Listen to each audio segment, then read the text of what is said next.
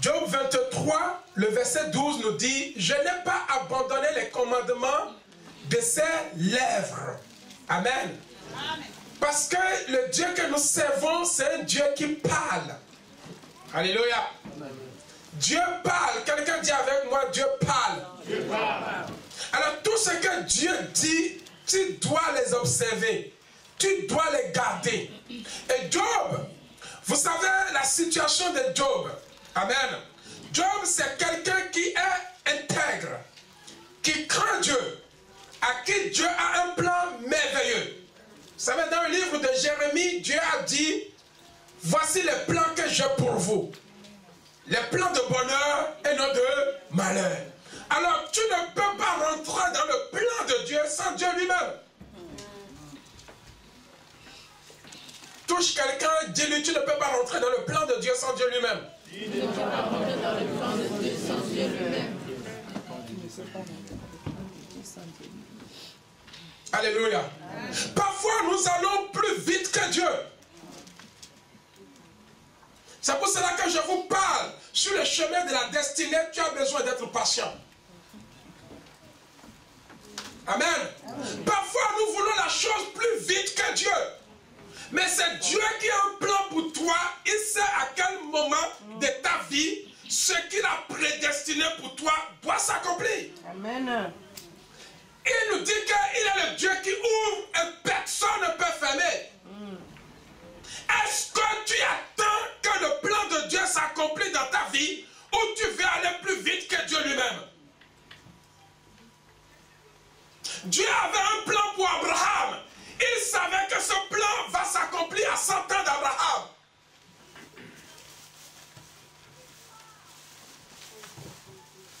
Touche quelqu'un, dis-lui que Dieu a un plan pour toi. Parfois, nous sommes tellement pressés et nous sommes dans le plan de Dieu. Soit nous virons à gauche, mais il nous reste une seconde pour s'atterrir. Mais manque de discernement, nous nous sommes déjà arrêtés un jour près de la destinée.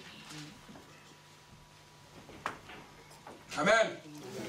Alors Job pourrait dire, je n'ai pas abandonné les commandements de ses lèvres, mais j'ai fait plier ma volonté. Quelqu'un dit, j'ai fait plier ma volonté. En parole de sa bouche. Bien aimé, je sais une chose. Tu as une volonté et Dieu aussi a une volonté. Si tu n'as pas de volonté, Dieu aussi n'a pas de volonté. Parce que tout ce que tu as vient de lui. Il t'a formé à son image.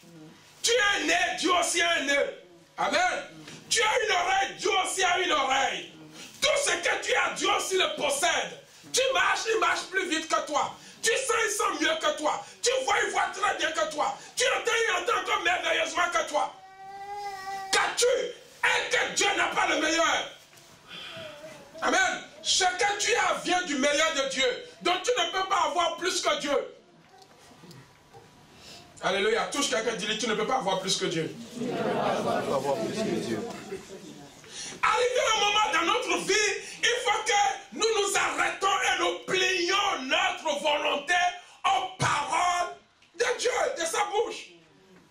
Et Job a dit, est-ce que je vais plaire à un homme ou je vais plaire à Dieu? Parce que s'il parle comme ça, ce qui veut dire qu'en face de lui, il y a la parole des hommes et la parole de Dieu. Il y a le conseil des hommes et le conseil de Dieu. Et Job, dans son parcours terrestre sur la terre, avait 3 amis. Quelqu'un dit avec moi 3 amis. Et dans la souffrance, et dans les épreuves de Job, ses amis n'arrêtaient pas de lui conseiller des choses en dehors du plan de Dieu. Et puis il a dit, frère, que me servirait de plaire à un homme? J'arrête de plaire à un homme. Parce que ce n'est pas un homme qui a un plan pour moi. Celui qui a un plan pour moi, il s'appelle Dieu. Et je dois plaire à qui? À Dieu. Et Job avait 3 amis. Les 3 amis de Job ne lui conseillaient que de maudire Dieu, de s'écarter de la voie de Dieu, d'arrêter d'aller à l'église, d'arrêter de faire ce qu'il est en train de faire, parce que ce Dieu-là l'a abandonné. Amen. Parfois, quand nous sommes en Christ et que ce que nous cherchons n'arrive pas, c'est là où surgit les mauvais conseillers. Mais quand tout va bien, il devient ton ami. Hein? Ah, ton Dieu là, il est redoutable. Il est fort. Amen.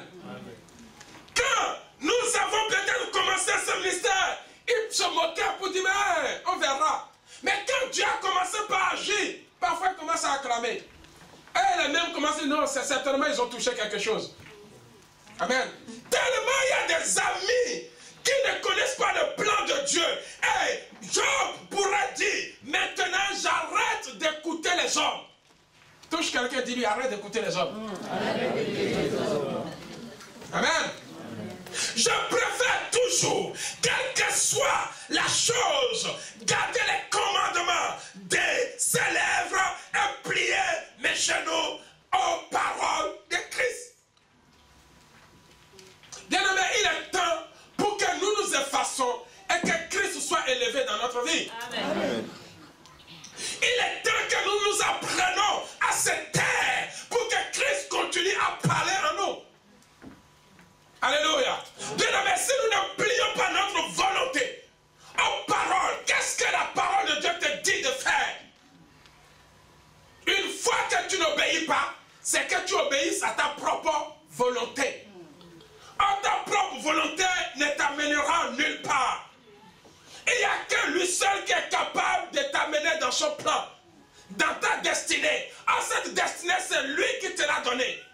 Quand Dieu parla à Jérémie, Dieu lui dit, Jérémie, depuis le ventre de ta mère, je te connais. Je sais ce que je vais faire avec toi. Amen. Et Dieu avait un plan pour Jérémie, et Dieu savait que Jérémie, si tu te détaches de moi, ce que j'ai prévu pour toi, tu ne peux pas l'atteindre. Frère, j'aimerais te dire, continue à s'attacher à Jésus. Amen. À faire sa volonté. Amen. Quel que soit le temps. Si c'est lui qui a un plan pour toi, si c'est lui qui t'a fait naître, si c'est lui qui est ton créateur, si c'est lui qui est en train de te conduire, certainement, il t'amènera à ta destinée. Amen. Amen. Amen. La parole de Dieu me fait comprendre que Jésus avait une destinée pour ses disciples. Amen. Et il a formé ses disciples. Vous savez, au commencement, Jésus avait plusieurs disciples. Quelqu'un dit avec moi plusieurs disciples. Et ces gens-là qui suivaient Jésus pour une raison, pour un but. Alléluia. Ils suivaient Jésus avec leur propre volonté. Parce qu'ils ont vu Jésus faire des miracles. Ils ont vu Jésus multiplier les pains. Ils fuyaient la maison parce qu'il y a trop de problèmes. Ils fuyaient la famille parce qu'il y a trop de malédictions. Amen. Leur volonté, c'est de se retrouver à un endroit où il y a la paix. Amen. N'est-ce pas? C'est ça notre volonté. Amen. Bien-aimés, ces gens-là suivaient Jésus. Et se tapaient la poitrine pour dire, moi aussi je suis disciple de Jésus. Jésus les laissait le suivre. Ils étaient plus de 5000 à être disciples de Jésus. Mais arrivé à un moment, Jésus va sortir ce qu'il est, son identité, sa volonté. Et Jésus commence maintenant à imposer sa volonté. Amen. Amen. Jésus commence à dire que celui qui veut être mon disciple, qu'il abandonne. Alléluia. Ah. Ça, c'est la volonté de Christ. Celui qui veut me servir, qu'il arrête de pécher. Ah. Ça, c'est la volonté de Christ. Qu'est-ce qu'il faut faire? Celui qui veut être mon disciple, qu'il abandonne sa vie. Amen.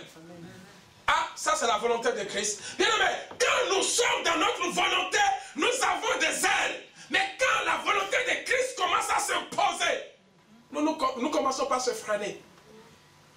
Alléluia. Et la Bible me dit que tous étaient là et suivaient Jésus. Allons dans le livre de Jean chapitre 6. Jean chapitre 6.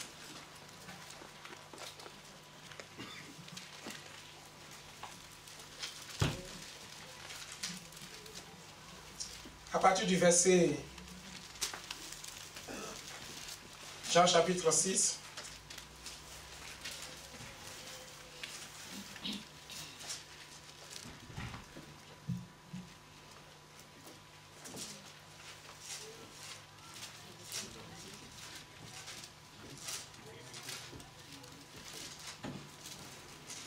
Ok, Jean chapitre 6, Amen.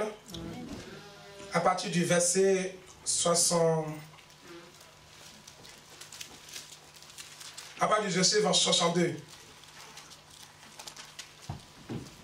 Alléluia. Jusqu'au verset 68. Je lis la parole de Christ. Ainsi vous voyez le Fils de l'homme monter où il était auparavant. C'est l'esprit qui vivifie. La chair ne sait de rien. Les paroles que je vous ai annoncées sont esprit et vie. Mais il en est parmi vous quelques-uns qui ne croient point. Car Jésus savait, Amen, dès le commencement qui étaient ceux qui ne croyaient point et qui était celui qui le livrerait. Alléluia. Verset 65. Et il ajouta, c'est pourquoi je vous ai dit que nul ne peut venir à moi si cela ne lui a été donné par le Père. Dès ce moment, plusieurs de ses disciples se retirèrent et ils n'allaient plus avec lui. Quand Jésus commence à imposer sa volonté, c'est là où on comprend qui est qui avec lui. Parfois on nous laisse dans la masse en train de louer, de glorifier. Mais quand on commence à prendre des rigueurs pour dire allez stop maintenant, il faut que les choses changent.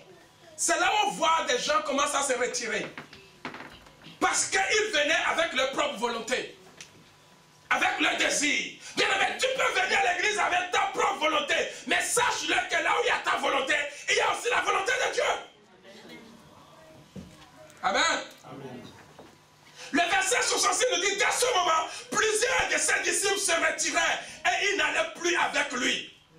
Jésus donc dit donc aux 12, et vous, ne voulez-vous pas aussi vous en aller? Amen. Amen.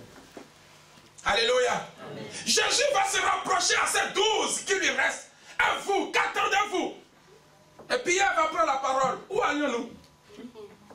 Où allions-nous? Même si ta volonté, elle est pénible, elle n'est pas plus forte que nous. Alléluia. Elle est à notre niveau. Quelqu'un dit la volonté de Dieu est à mon niveau. Tout ce que Dieu veut de toi est à ton niveau. Tu peux le faire. Tu peux rentrer dans sa volonté. Quelqu'un dit je peux rentrer dans sa volonté.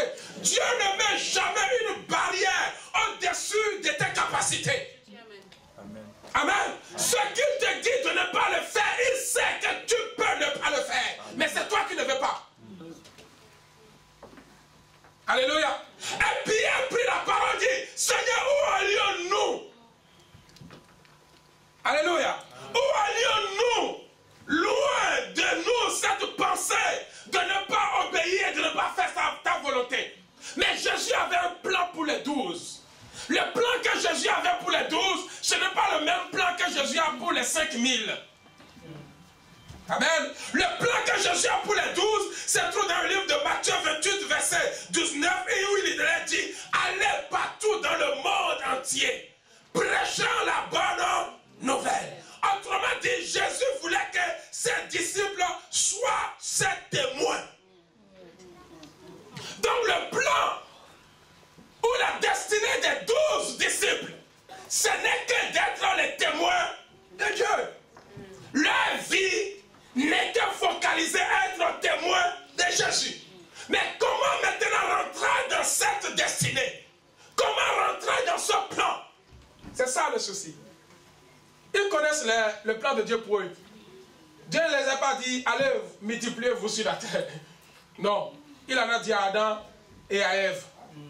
Donc eux, ils avaient la mission de se multiplier. Amen. Mais quand Jésus est arrivé, il a dit à ses 10 disciples, vous serez mes témoins. Voilà le plan de Dieu pour les disciples. Mais pour que ce plan de Dieu s'accomplisse, ils ont besoin de Dieu lui-même. Vous savez, quand tu es dans la volonté de Dieu, tu ne peux qu'aller de gloire en gloire. Mais quand tu n'es pas dans la volonté, les gens qui n'étaient pas dans la volonté, des 5000 qu'ils étaient, ils se sont tous retirés jusqu'à ce qu'il restait combien? 12. Alléluia. Et quand Pierre a pris la parole, quand les gens que Jésus a commencé par imposer sa volonté, parmi les gens qui se sont retirés, ils sont partis, ils ont bien réfléchi. Mais où allions-nous? Nous nous sommes retirés. Si nous ne faisons pas sa volonté, qui va le faire? La Bible dit qu'entre-temps, parmi eux, quelques-uns se sont rejoints encore à qui? Aux disciples. Et cette fois-ci, au lieu d'être 12, ils sont combien? 70. Quand il s'agit de la volonté de Dieu, et quand tu es dans la volonté parfaite de Dieu, bien aimé, ta vie ne peut qu'aller de gloire en gloire. Mais quand tu n'es pas dans la volonté, c'est là où tu vois que les choses diminuent, les choses rétrécissent, les choses n'avancent pas. Tu veux avancer, mais tu es toujours retenu par quelque chose. Alléluia. Mais bien aimé, la parole de Dieu t'empêche d'atteindre quelque part parce que tu n'es pas prêt à obéir à cette parole.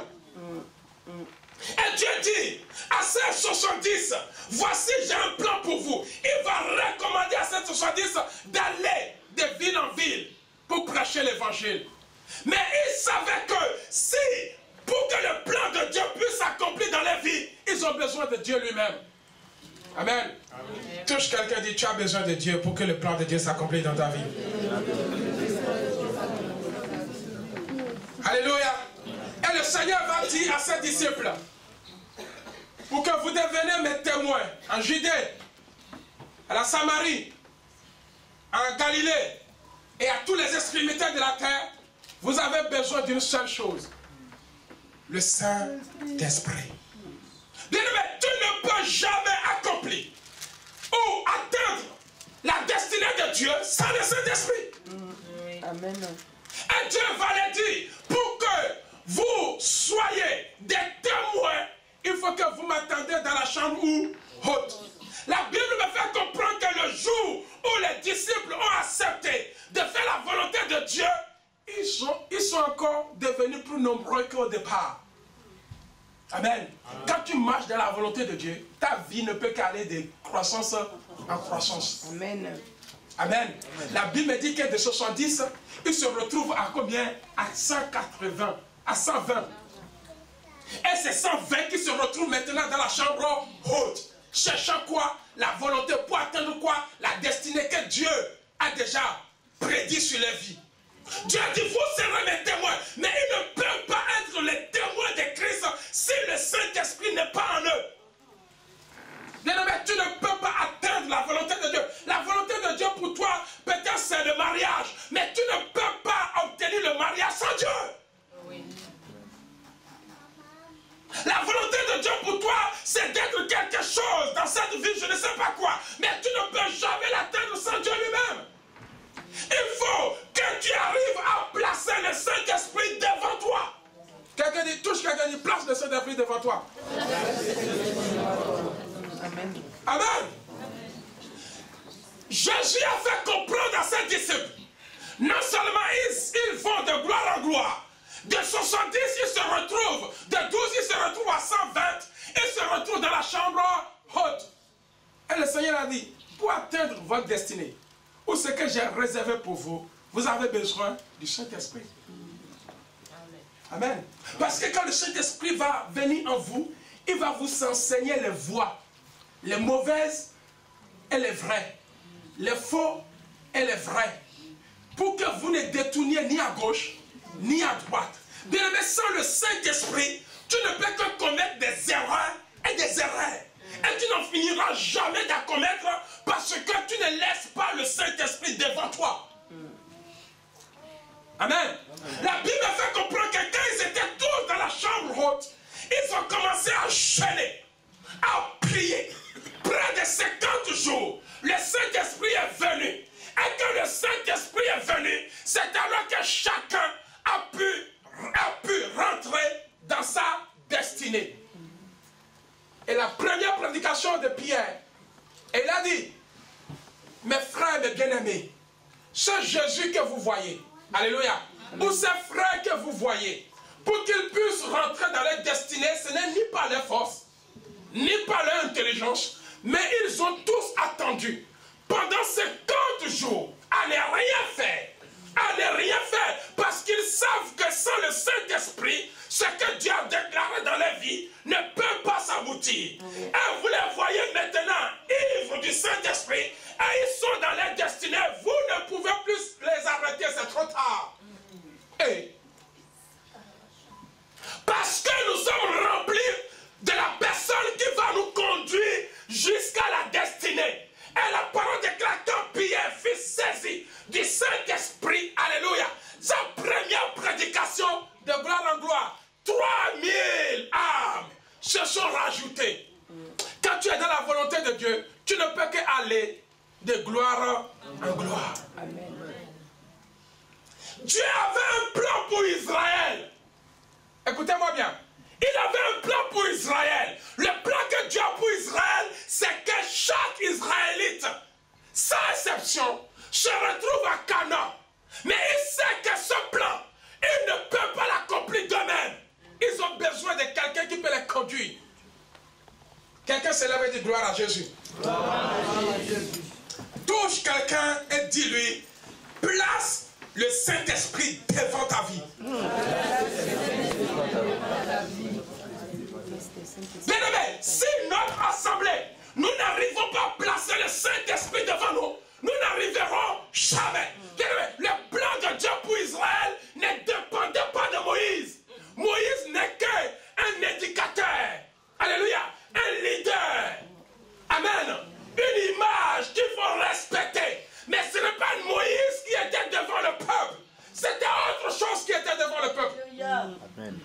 Amen. Amen. Moïse aussi suivait le Saint-Esprit. Amen. Bien aimé, qu'est-ce que je suis sans le Saint-Esprit? Amen. C'est bien.